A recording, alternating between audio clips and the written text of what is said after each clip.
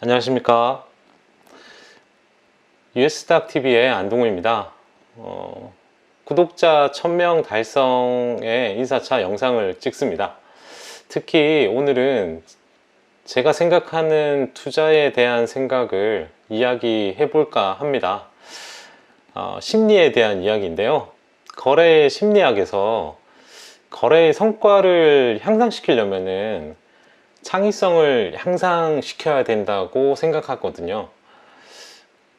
간단히 말해서 투자의 성공은 다른 사람들과 분명히 다른 독특한 그 시장 기회를 알아차리는 능력에 달려 있다고 봅니다.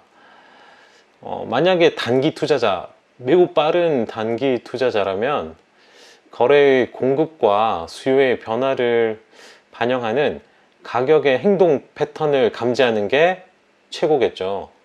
반대로 더 느리고 깊이 생각하는 투자자라면 기업과 경제에 대한 정보를 모아서 다른 시장 참여자들의 행동을 유도하는 그 원론적인 이론 같은 부분들 있잖아요. 거기에 딱 맞아야 떨어져야겠죠.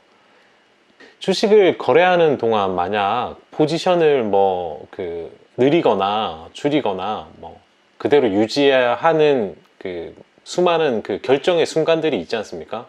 이런 모든 결정은 이 창의적 통찰력으로 어느 정도 그 정보를 캐치할 수 있거든요.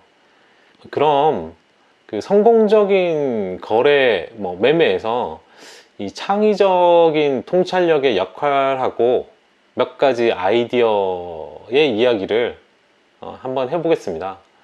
이 첫 번째로 이 시장 준비하는 과정부터 해서 리서치하는 과정, 아이디어 생성, 위험 관리에 이르기까지 주식 매매의 창의성을 극대화하기 위해서 이 고안된 그런 프로세서는 거의 없습니다. 실제로 거래 바닥에 대한 어떤 이야기부터 해서 이 거래를 위해서 모니터 화면에 가격에 대한 지속적인 쫓아가는 거 있잖아요. 팔로업과 일반적인 거래 행위는 대부분 창의적인 결과들을 방해하는 요소이죠. 그래서 모니터 같은 걸 보는 게 아니고 책 같은 거를 많이 봐야 한다는 그런 의미가 됩니다.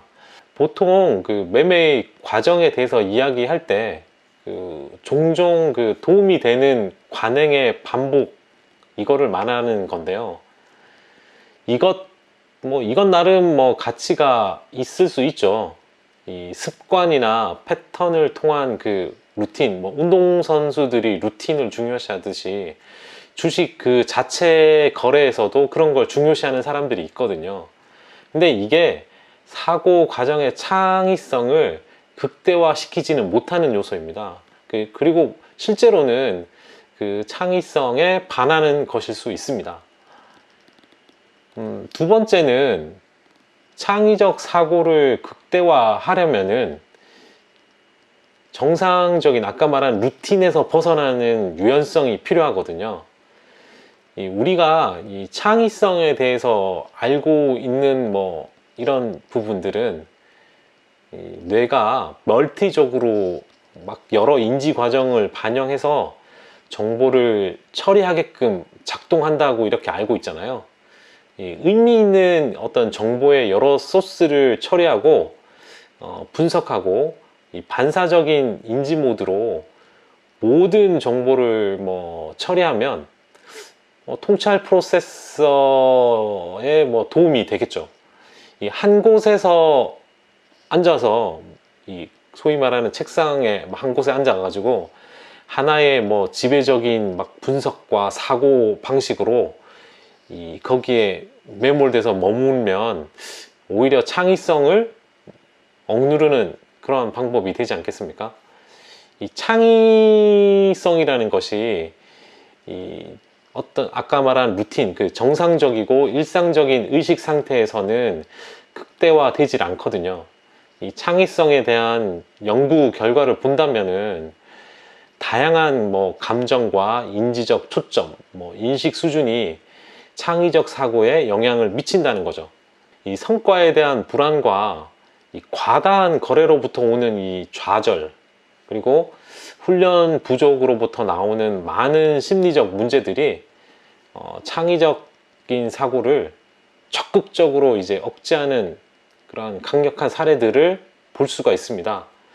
뭐 간단히 짧게 말해서 이 매매를 통한 성과의 주요 문제가 이 매매 당사자가 실제로 이제 시장의 우위에 있다는 것을 뭐 정적인 시장 관계가 아니라 이 프로세스의 결과일 때 대부분 시장에서 자신이 우위에 서 있다고 인식하거든요.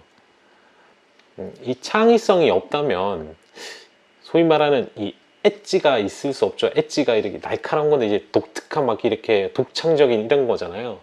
이런 게 없다는 건데 이 엣지를 뭐 우리말로 우위라고 볼 수도 있겠죠. 남들보다 조금 더 앞서 나갈 수 있는 건데 이 자신이 가지고 있는 엣지를 본인의 어떤 패턴을 계속 반복하면 이게 줄어들 수밖에 없잖아요. 그러면은 시장 자체의 성격이 바뀔 때 매매에서 실패할 확률이 대단히 높습니다. 그래서 시장 변화에 뭐 적응하려는 노력을 기울이는 것이 지속적인 창의적인 뭐 과정이라고 볼 수 있다고 말씀드릴 수 있죠. 이러한 관점이 가지는 의미는 매우 중요합니다. 이 뭐 가장 유용한 그 셀프 코칭 있잖아요. 셀프 코칭은 이 자신이 그 최고 거래를 했을 때, 이 최고 거래라는 건 뭐 엄청난 수익이 났을 때를 말하겠죠. 이때를 그 리버스 엔지니어링이라는 걸 하거든요. 뭐 우리말로 하면은 이 뭐 시스템의 기술적인 원리를 뭐 구조 분석을 통해서 역으로 이제 발견하는 과정을 말하는데, 한마디로 이제 바둑의 복귀, 뭐 주식할 때 복귀한다고 하잖아요. 매매 거래를 분석, 자기가 했던 거를 이제 복귀한다고 하지 않습니까? 그래서 특히 이제 그 관련 결정을 이끌어낸 프로세스를 리버스 엔지니어링을 잘 해야 하는 것입니다. 그래서 그런 부분을 조금 봐줘야 되고, 이 솔루션 중심의 관점을 보면 모든 방면에서 이제 경험이 많거나 이제 합리적으로 성공한 트레이더들이 있잖아요. 이들은 이미 이제 거래 과정에서 다양한 그 시점에서 보면 창의성을 활용하고 있는 게 보이는 것이죠. 이 핵심은 이 창의적인 통찰력을 얻는데 그 필요한 요소들을 스스로 이제 편취, 그러니까 알아서 골라내서 취하고 그 실질적이고 지속적인 우위를 제공할 수 있는 그 스스로의 어떤 루틴으로 전환시키는 과정이 필요하다는 것입니다. 시장을 다른 관점에서 제가 바라보는 어떤 한 사례를 들어보겠습니다. 이 방식은 뭐 전통적인 관점에서 좀 벗어나 있는데, 이 미국 주식시장 전반을 살펴볼 때 핵심은 하나의 렌즈로 그 주식시장을 보는 게 아니고 또 다른 렌즈를 들이대 가지고 이 전반적인 시장 전망을 종합적으로 판단하는 것입니다. 그래서 이거를 제 나름 이제 창의적인 과정으로 생각하고 이 정보를 새로운 시각으로 통합하는 거라고 스스로는 생각을 하거든요.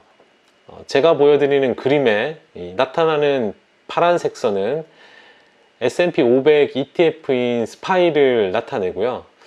빨간 선은 거래되는 전 종목의 20일 최고가하고 20일 최저가의 차이의 전체의 합을 나타내는 그래프입니다. 누적 그래프이거든요.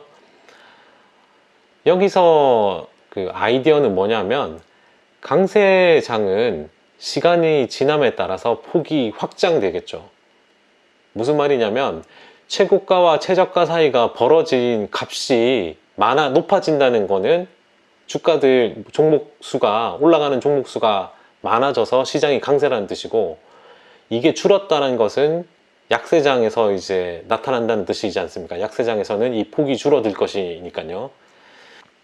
시장이 이 최고조에 달했을 때 이 그래프로 이제 어떤 그 변곡점을 판단하는 데 있어서 시장이 최고조에 달하게 되면은 특정 섹터가 잘 버티게 되겠죠. 특히 이제 주도 업종이 잘 버틸 것이고, 다른 섹터는 후퇴하겠죠. 이제 밀리게 될 거고, 그럼으로써 이제 강한 섹터만 선택적으로 남아있고 선택하게 됩니다. 최근 이제 스파이에서 새로운 최고치를 기록했지만 누적 라인 자체는 그렇지 못한 모습이죠. 마지막에 보시면 현재 이 말은 소형주의 상대적 약세를 말하는 것이고, 현재 수준에서 그대로 이제 낮게 유지할 것으로 보여지는 것입니다. 그래서 누적 라인의 확장된 패턴은 2008년에 그 급락 이전인 2007년에 나타났었거든요. 뭐 그렇다고 제가 이 정보만을 가지고 시장의 어떤 장기적인 경고 신호로 보지는 않습니다. 예, 단기적으로도 충분히 이제 약간의 좀 경고 신호로 삼을 수도 있다는 부분을 좀 보여드리는 건데요. 다시 이제 심리적인 부분을 이야기하면, 이 대부분의 사람들이 그 매매 심리, 뭐 트레이딩 심리에 대해서 듣잖아요. 이런 거를 뭐 보통 돈을 관리함으로써 자신의 감정을 길들이고 더 합리적인 결정을 내릴 수 있도록 뭐 코칭하는 거라고 이제 이야기를 하고, 실제로 이제 이런 훈련은 긍정적이죠. 그리고 이 반복 가능한 수익을 창출하는 데 있어서 이 프로세스의 중요성을 강조하는 부분이기도 합니다. 대부분 이 글들을 보면 다 그렇게 쓰고 있습니다. 그죠? 그 트레이딩 심리에 대해서. 그러나 이제 뭐 점차적으로 이것은 트레이딩하고 포트폴리오 관리에 이 심리학을 적용하는 데 있어서 가장 중요한 게 아닌 거죠. 이거는 포트폴리오 관리하는 데 있어서 포지션에 대한 논의 자체가, 저도 이제 뭐 주식 비중, 현금 비중에 대한 포지션을 이야기를 하는데, 이 자산 클래스 전반에 대한 뭐랄까요, 무리 효과라는 말은 다들 아실 겁니다. 무리 효과에 대한 어떤 이해를 반영하고 있고 동일적이고 보편적인 그런 거잖아요. 모든 사람들이 이제 규칙과 프로세스 중심의 행동을 하고 있죠. 저도 그렇게 지금까지 해오고 있는데, 이러한 비슷한 행동을 다 하게 되면 수익을 거두기가 힘들겠죠. 그래서 이 독특한 매니저들이 있습니다. 특히 그 중에도 또 엣지라는 게 이제 뛰어난 거잖아요. 그러니까 독특하게 그러한 매니저가 수익을 창출하는데 이러한 것들이 뭐 도전의 어떤 대상이 되는 거죠.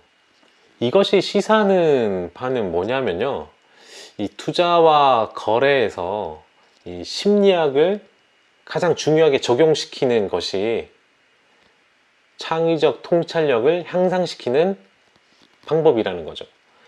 이 투자자들은 투자 성공의 열쇠 중 하나로 이제 흔히 투자 아이디어를 이야기를 많이 하지 않습니까? 피터 린치 같은 경우도 그렇고요. 이 투자자들이 그들이 속한 그 무리보다 높은 수익을 얻기 위해서는 이 고유한 기회를 인식하거나 뭐 고유한 방식으로 거래해야 된다고 다들 알고 있는 것이죠. 결론적으로 창의적 통찰력을 통해서 이 수익의 극대화를 이루어야 하는 투자 환경 시대에 우리들이 살아가고 있는 것입니다. 야구의 말로 홈런은 4점이지만 뭐 지금의 투자에서 말로 홈런은 과거에는 4점이었을지 모르지만 지금은 4점이 될 수도 있고 1000점이 될 수도 있는 것입니다. 한 예로 이제 아마존이나 넷플릭스 같은 기업들이죠. 어느 순간에 기하급수적으로 늘어나는 그런 시대에 살고 있는 것이죠. 이 창의적 핵심 아이디어가 전체 수익률을 결정하는 시대가 왔다는 것입니다.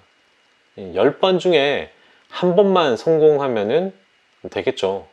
한 번만 이 창의적인 아이디어를 가진 기업을 잘 선별하면 9번 실패해도 한 번이 실패를 극복하고도 넘쳐날 만큼의 어떤 수익을 가져다 준다는 말이 되겠죠.